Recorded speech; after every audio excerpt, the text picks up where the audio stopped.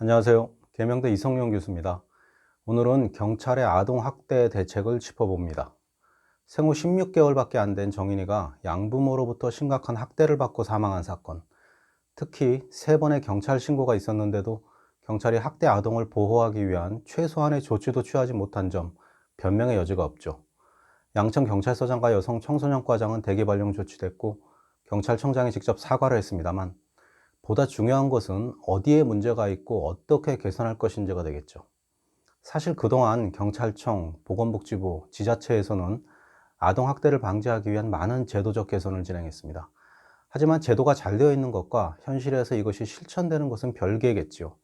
특히 경찰 업무가 그렇습니다. 현장의 경찰관들이 적극적으로 움직이지 않는다면 법과 제도는 무용지물이나 다름없습니다. 하나씩 짚어보죠.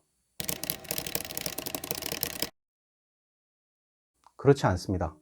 아동학대 범죄의 처벌 등에 관한 특례법에 따라 경찰은 학대 피해가 확인되고 학대 범죄가 재발될 우려가 있을 경우 직권으로 퇴거, 접근 금지 등의 긴급 임시 조치를 할 수 있습니다. 최근에 정인이 사건으로 국회에서 법을 개정했다고 하는데, 이건 지방자치단체장에게 적용되는 아동복지법상의 내용입니다.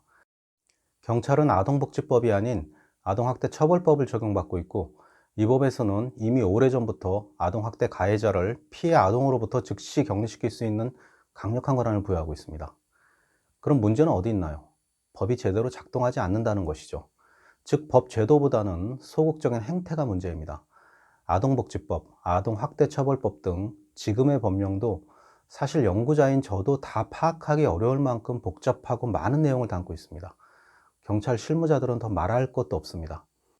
복잡한 법이 자꾸 만들어지면 일선 경찰관들의 자신감 있는 법 집행을 더 위축시키는 부작용이 생길 수 있습니다.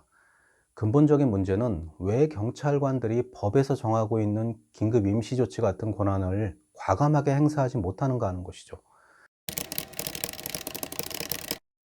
맞습니다. 경찰관은 의사나 법의학자가 아닙니다. 신체 외관만으로 폭행이나 학대를 판단하는 데 한계가 있습니다. 게다가 학대 아동의 피해 진술을 받는 것이 정말 어려운 일이죠. 공감합니다. 하지만 정인이 사건 같은 심각한 경우에는 분명히 문제가 있습니다. 판단의 착오죠. 아동학대 업무를 담당하는 경찰관에게 가장 중요한 것은 법률 지식이 아니라고 봅니다. 내 아이라는 생각으로 피해를 해결하겠다는 공감 능력, 적극성입니다. 경찰 채용 시험에서 객관식 점수 잘 받아서 합격했다고 검증되는 능력이 아닙니다. 경찰이 의사는 아니지만 의사가 판단하지 못하는 다른 부분들을 통해서 종합적이고 전문적인 판단을 내려야 합니다.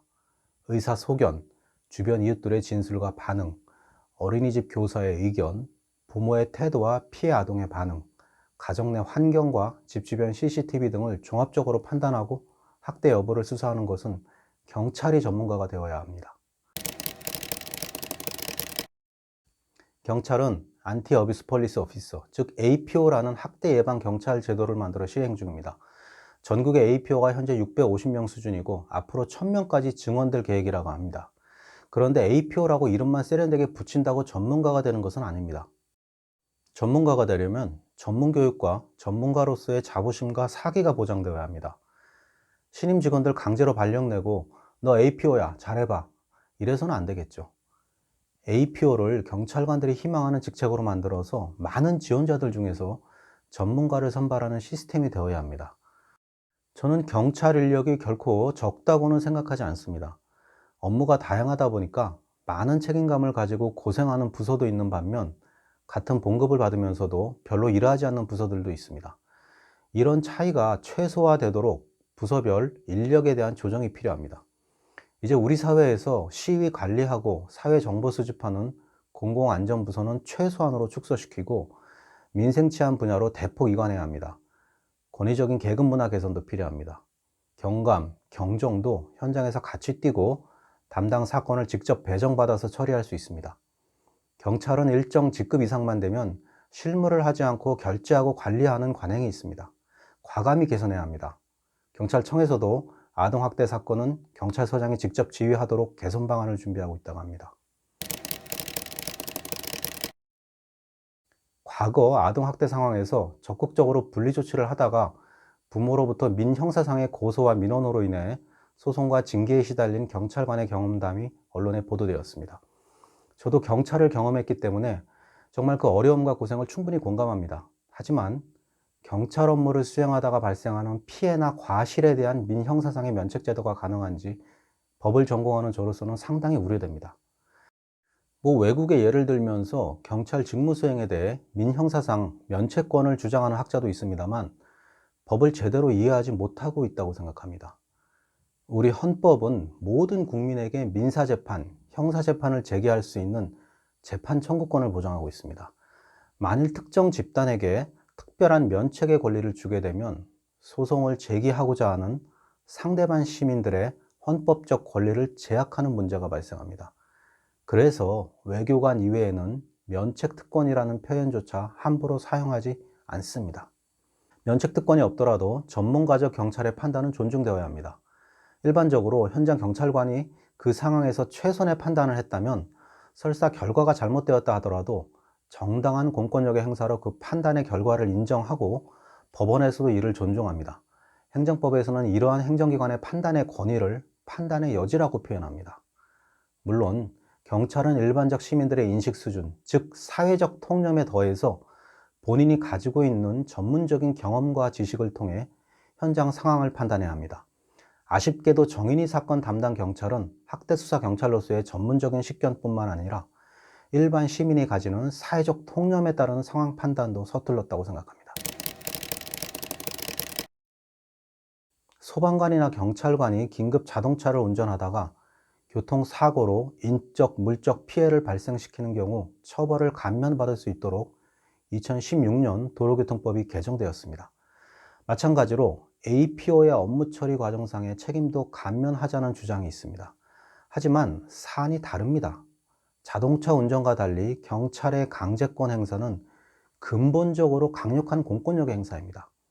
그래서 공권력 행사로 상대방이 받는 불이익을 신중하고 엄격하게 판단해야 합니다. 경찰 업무 중 가장 강력한 공권력 행사는 어떤 걸까요? 저는 총기 사용이라고 생각합니다. 만일 아동학대 경찰관들에게 면책권을 주게 되면 같은 논리로 경찰관이 총기를 사용하는 경우에도 면책을 해줘야 할 겁니다. 그렇다면 억울하게 경찰총에 맞은 사람은 어떻게 자신의 권리를 보장받을 수 있을까요? 보다 현실적인 방안은 직무상의 불법행위로 소송의 어려움에 처한 경찰관 개개인을 지원할 수 있는 방안을 찾는 것입니다. 경찰 노조를 만들고 노조 소속 변호사로 하여금 경찰관들을 법적으로 지원하는 방안도 가능하죠. 맞습니다. 2021년 1월부터 자치경찰법이 시행되었습니다. 이 법에 따라 학대 아동을 보호하고 아동 학대를 수사하는 경찰 사무는 국가경찰이 아닌 자치경찰 사무가 되었습니다. 경찰청장은 이제 자치경찰에 대한 통제권을 가질 수 없습니다. 자치경찰은 자치단체장 소속의 자치경찰위원회가 통제하고 관리합니다. 그래서는 안 되겠지만 만일 아동학대에 대한 미숙한 경찰 대응이 다시 발생한다면 경찰청장 대신 지방자치단체장과 지방경찰청장이 사과해야 합니다. 국가경찰의 직접적인 책임이 없어진다는 우려도 있습니다만 긍정적인 부분도 있습니다. 2020년부터 지방자치단체에 아동복지전담 공무원 제도가 만들어졌습니다. 자치경찰제 시행으로 아동학대 수사경찰이 아동복지전담 공무원과 지방자치단체 차원에서 보다 효율적으로 협조할 수 있을 것입니다. 경찰은 국가의 공권력이라는 무거운 권력을 행사하는 기관입니다. 신중하고 공정하게 법을 판단해야 합니다. 아무리 부담스럽다고 해도 그 책임을 회피하기는 어렵습니다. 제가 가르치는 많은 학생들이 경찰관이 되기를 희망하면서 공부하고 있습니다. 저는 항상 이렇게 이야기합니다. 서류로 행정 처리를 하는 일반 공무원과 달리 경찰은 현장에서 혼자 판단해야 하고 심지어 총기로 시민을 평생 불구자로 만들거나 생명을 빼앗을 수도 있다. 그 무게를 감당할 용기가 없다면 제복과 같은 겉모습만 보고 경찰에 들어가지 마라. 라고 말이죠.